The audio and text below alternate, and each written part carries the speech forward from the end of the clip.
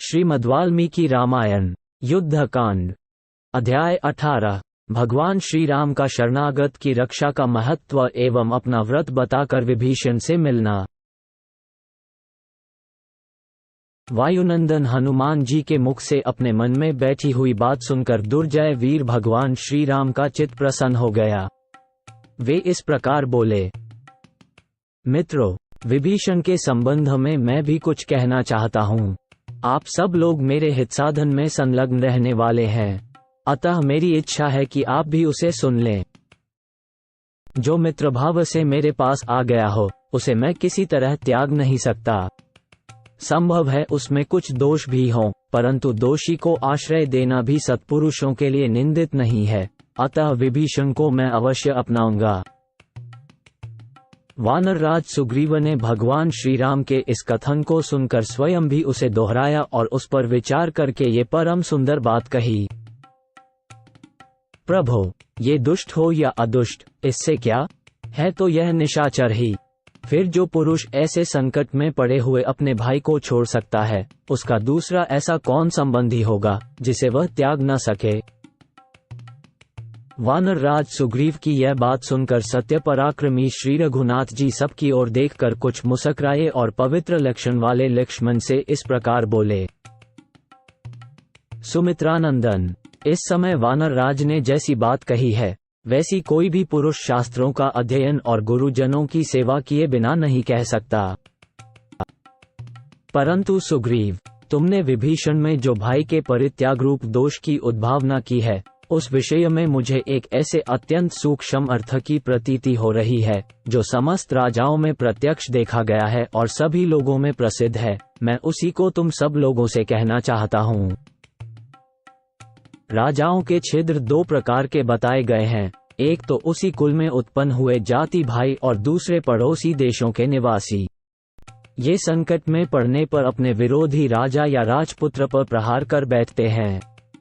इसी भय से यह विभीषण यहाँ आया है। इसे भी अपने जाति भाइयों से भय है।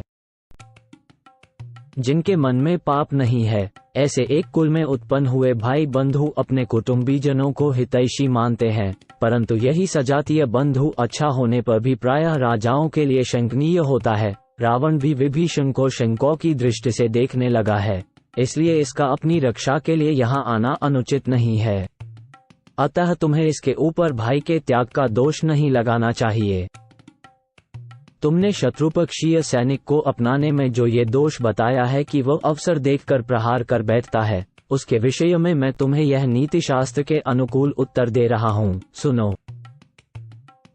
हम लोग इसके कुटुंबी तो हैं नहीं, अतः हमसे स्वार्थ हानि की आशंका इसे नहीं है, और यह राक्षस राज्य पाने का अभिलाषी है, इसलिए भी यह हमारा त्याग नहीं कर सकता।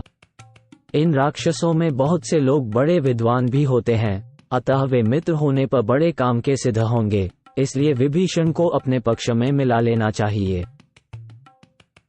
हमसे मिल जाने पर ये विभीषण आदि निश्चिंत एवं प्रसन्न हो जाएंगे। इनकी जो ये शरणागति के लिए प्रबल पुकार है, इससे मालूम होता है राक्षसों में एक दूसरे से भय बना हुआ है। इसी कारण से इनमें परस्पर फूट होगी और ये नष्ट हो जाएंगे, इसलिए भी विभीषण को ग्रहण कर लेना चाहिए। तात सुग्रीव, संसार में सब भाई भरत के ही समान नहीं होते, बाप के सब बेटे मेरे ही जैसे नहीं होते, और सभी मित्र तुम्हारे ही समान नहीं हुआ करते हैं। श्री राम के ऐसा कहने पर लक्ष्मण सहित महाबुद्धिमान सुग्रीव ने उठकर उन्हें प्रणाम किया और इस प्रकार कहा, उचित कार्य करने वालों में श्रेष्ठ रघुनंदन, आप उस राक्षस को रावण का भेजा हुआ ही समझें। मैं तो उसे कैद कर लेना ही ठीक समझता हूँ। निष्पाप श्री राम, यह निशाचर रावण के कहने से मन में कुटिल विचार लेकर ही यहाँ आया है। जब हम लोग इस पर विश्वास करके इसकी ओर से निश्चिंत हो जाएंगे, उस समय यह आप पर, मुझ पर अथवा लक्ष्मण पर भी प्रहार कर सकता है। इसलिए महाबाहो, क्रूर रावण के भाई इस विभीषण का मंत्रियों सहित वध कर देना ही उचित है। प्रवचन कुशल रघुकुल तिलक श्री राम से ऐसा कहकर बातचीत की कला जानने वाले सेनापति सुग्रीव मौन हो गए। सुग्रीव का वह वचन सुनकर और उस पर भली भांति विचार करके श्री राम ने उन वानर शिरोमणि से ये परम मंगलमयी बात कही। वानरराज, विभीषण दुष्ट हो या साधु, क्या यह निशाचर किसी तरह भी मेरा सूक्ष्म से सूक्ष्म रूप में भी अहित कर सकता है? वानर युथप्ते, यदि मैं चाहूं तो पृथ्वी पर जितने भी पिशाच, दानव, यक्ष और राक्षस हैं, उन सबको एक अंगुली के अग्रभाग से मार सकता हूं। सुना जाता है कि एक कबूतर ने अपनी शरण में आए हुए अपने ही शत्रु एक व्याध का यथोचित आतिथ्य सत्कार किया था और उसे निमंत्रण दे अपने शरीर के मांस का भोजन कराया था। उस व्याध ने उस कबूतर की भार्या कबूतरी को पकड़ लिया था, तो भी अपने घर आने पर कबूतर ने उसका आदर किया। फिर मेरे जैसा मनुष्य शरणागत पर अनुग्रह करे, इसके लिए तो कहना ही क्या है। पूर्व काल में कण्व मुनि के पुत्र सत्यवादी महर्षि कंडू ने एक धर्म विषयक गाथा का गान किया था। उसे बताता हूँ, सुनो। परंतप, यदि शत्रु भी शरण में आए और दीन भाव से हाथ जोड़कर दया की याचना करे तो उस पर प्रहार नहीं करना चाहिए। शत्रु दुखी हो या अभिमानी, यदि वह अपने विपक्षी की शरण में जाए तो शुद्ध हृदय वाले श्रेष्ठ पुरुष को अपने प्राणों का मोह छोड़कर उसकी रक्षा करनी चाहिए। यदि वह भय, मोह अथवा किसी कामना से न्यायानुसार यथाशक्ति उसकी रक्षा नहीं करता तो उसके उस पाप कर्म की लोक में बड़ी निंदा होती है। यदि शरण में आया हुआ पुरुष संरक्षण न पाकर उस रक्षक के देखते देखते नष्ट हो जाए तो वह उसके सारे पुण्य को अपने साथ ले जाता है। इस प्रकार शरणागत की रक्षा न करने में महान दोष बताया गया है। शरणागत का त्याग स्वर्ग और सुयश की प्राप्ति को मिटा देता है और मनुष्य के बल और वीर्य का नाश करता है। इसलिए मैं तो महर्षि कंडू के उस यथार्थ और उत्तम वचन का ही पालन करूंगा, क्योंकि वह परिणाम में धर्म, यश और स्वर्ग की प्राप्ति कराने वाला है। जो एक बार भी शरण में आकर मैं तुम्हारा हूँ ऐसा कहकर मुझसे रक्षा की प्रार्थना करता है, उसे मैं समस्त प्राणियों से अभय कर देता हूँ। यह मेरा सदा के लिए व्रत है।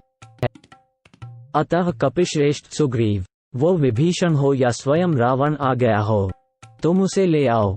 मैंने उसे अभयदान दे दिया। भगवान श्री राम का यह वचन सुनकर वानर राज सुग्रीव ने सौहार्द से भरकर उनसे कहा, धर्मज्ञ, लोकेश्वर शिरोमणे, आपने जो ये श्रेष्ठ धर्म की बात कही है, इसमें क्या आश्चर्य है? क्योंकि आप महान शक्तिशाली और सन्मार्ग पर स्थित हैं। यह मेरी अंतरात्मा भी विभीषण को शुद्ध समझती है। हनुमान जी ने भी अनुमान और भाव से उनकी भीतर बाहर सब ओर से भली भांति परीक्षा कर ली है।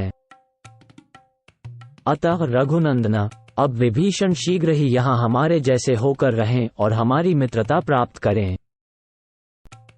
तदनंतर वानर राज सुग्रीव की कही हुई वह बात सुनकर राजा श्री राम शीघ्र आगे बढ़कर विभीषण से मिले, मानो देवराज इंद्र पक्षीराज गरुड़ से मिल रहे हों।